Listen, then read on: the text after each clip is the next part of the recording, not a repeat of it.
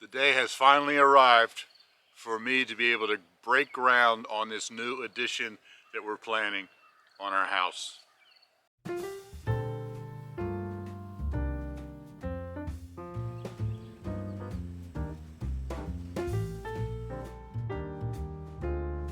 Here we go.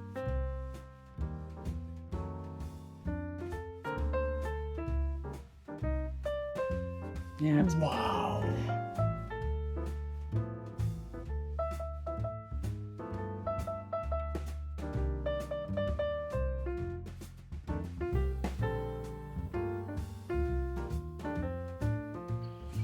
Hey everybody, I'm Bill with Live Simple, Live Free. We've been saving for a long time. We've been planning for a long time.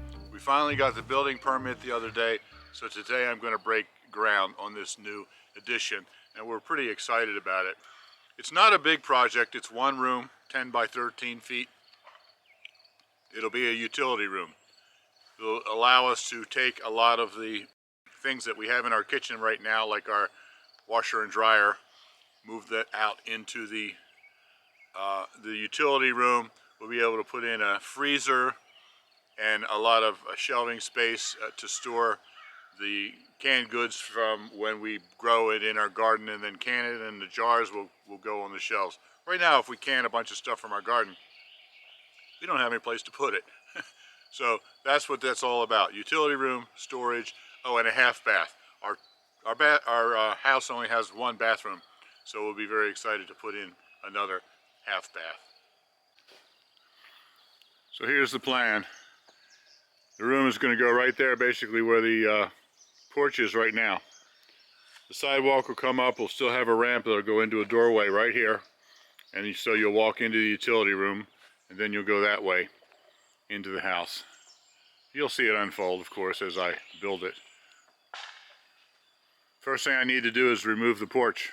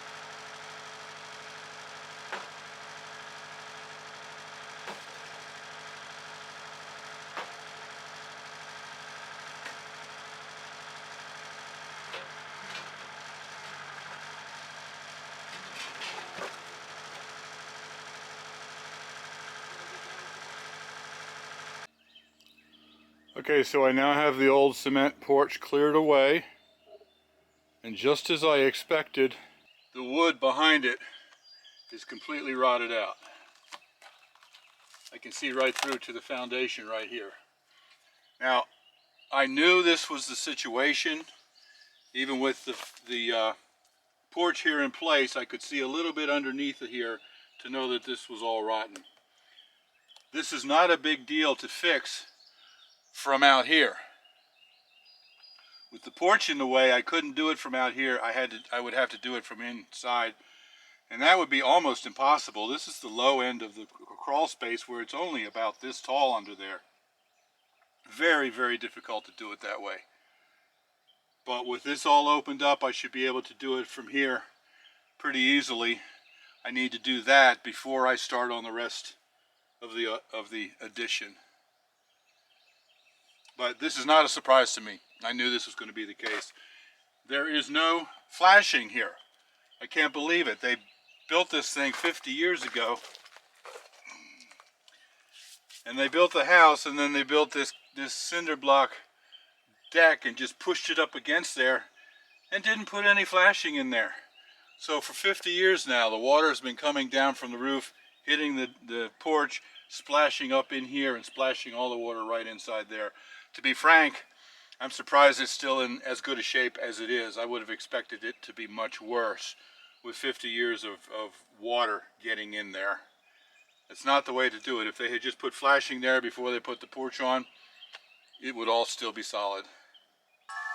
So now what I need to do is take a couple of hydraulic jacks, crawl underneath of there, under the crawl space, jack up the house so that I can replace the wood.